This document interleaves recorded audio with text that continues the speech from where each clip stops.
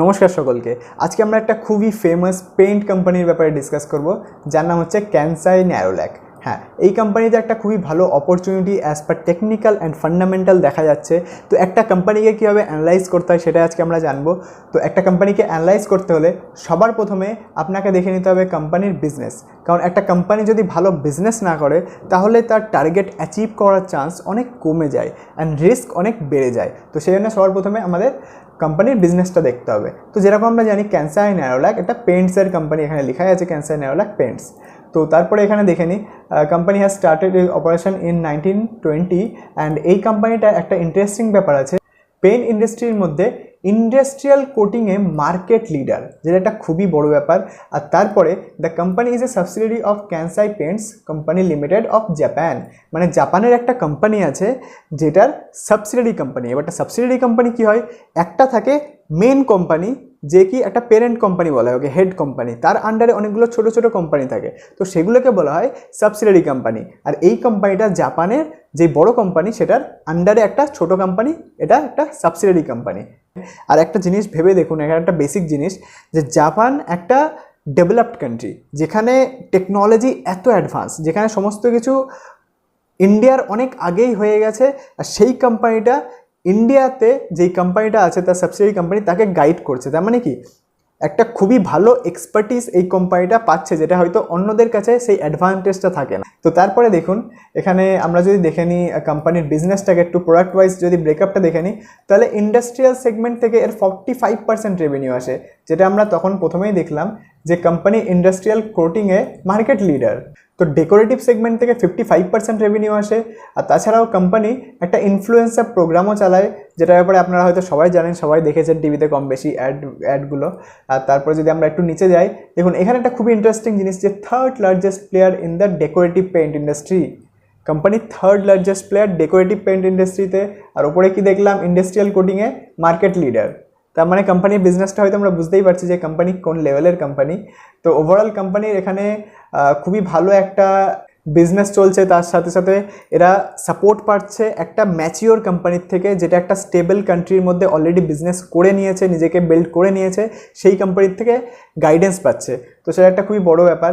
আর তারপর যদি কোম্পানির ফাইন্যান্সিয়ালের ব্যাপারে একটুখানি আমরা ডিসকাস করি, তাহলে দেখুন কোম্পানির পিই কিন্তু অনেকটাই আমরা কম দেখতে পারবো, যে 33.9 পি আছে। আর যদি 3 ইয়ারের অ্যাভারেজ দেখি তো সেক্ষেত্রে 55-এর পি, আর যদি 5 ইয়ারের অ্যাভারেজ দেখি তাহলে 55.8। তাহলে কম্প্যারিজন করে বোঝা যাচ্ছে যে এখন কোম্পানির পি কিন্তু আন্ডার ভ্যালুড আছে পি হিসাবে।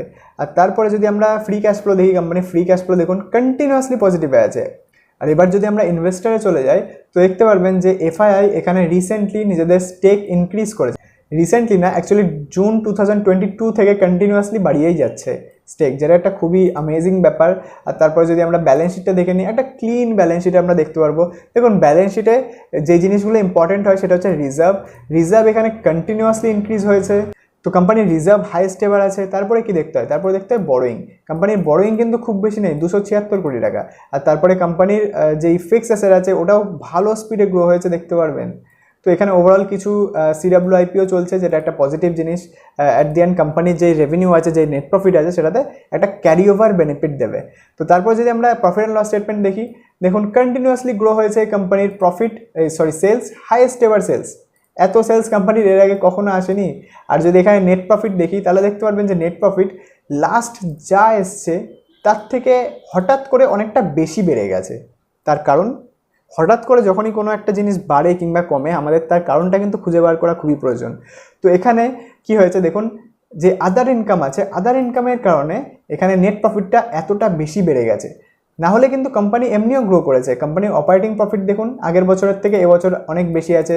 কোম্পানির অপারেটিং প্রফিট হাইয়েস্ট এবার, এত কখনো আসেনি। কিন্তু এখানে যেই আদার ইনকামটা আছে, যেটা যদি আমরা এখানে প্লাস আইকনে ক্লিক করি তাহলে দেখতে পারবেন এক্সপোনেনশিয়াল আইটেমের কারণে নেট প্রফিটটা এত বেড়ে গেছে। এবার এক্সপোনেনশিয়াল আইটেম কিন্তু সবসময় আসে না, বারবার আসে না, কোনো একটা কারণে এক্সপোনেনশিয়াল আইটেম আসে। যেরকম ধরুন কোম্পানি কোনো জায়গার থেকে হঠাৎ করে টাকা চলে আসলো, কোনো একটা দেখা গেল ল্যান্ড বেচে দিল, সেই জন্য অনেক টাকা চলে আসলো, কোনো একটা বিল্ডিং বেচে দিল, অনেক টাকা চলে আসলো, কোনো একটা মেশিন বেচে দিল, অনেক টাকা চলে আসলো। তো এইগুলো এক্সপোনেনশিয়াল আইটেম সবসময় আসে না। তো সেই জন্য আমাদের এটাকে কাউন্ট করা উচিত না, সেজন্য আমরা দেখব অপারেটিং প্রফিট বেড়েছে কি, বেড়েছে। তার মানে এখানে কোম্পানি খুব ভালো পজিটিভে আছে, ভালো বিজনেস করছে। তারপরে যদি কোয়ার্টারলি রেজাল্ট দেখি তো সেক্ষেত্রে দেখতে পারবেন যে কোম্পানির ইয়ার অন ইয়ার বেসিসে যে রেভিনিউ আছে সেটাও বেড়েছে, ইয়ার অন ইয়ার বেসিসে যে নেট প্রফিট আছে সেটাও বেড়েছে। তো ওভারঅল কোম্পানি বিজনেস নিয়ে কোনো কমপ্লেনই নেই, কোম্পানির financial top class financial balance sheet খুবই স্ট্রং আছে। তাহলে টেকনিক্যাল হিসেবে কী অপরচুনিটি দেখা যাচ্ছে তো সেটা আমরা একটু ডিসকাস করে নিই। দেখুন, টেকনিক্যাল সবসময় সিম্পল রাখতে হয়, আমি সবসময় বলি একটা ভালো বিজনেসকে সিম্পল টেকনিক্যালের সাহায্যে একটা ভালো জায়গায় কিনে ভালো একটা টার্গেট নিয়ে বেরিয়ে যেতে হয়, সিম্পল ব্যাপার। তো এখানে কারেন্ট প্রাইস থেকে অলমোস্ট আমরা 28% গেন এক্সপেক্ট করতে পারি।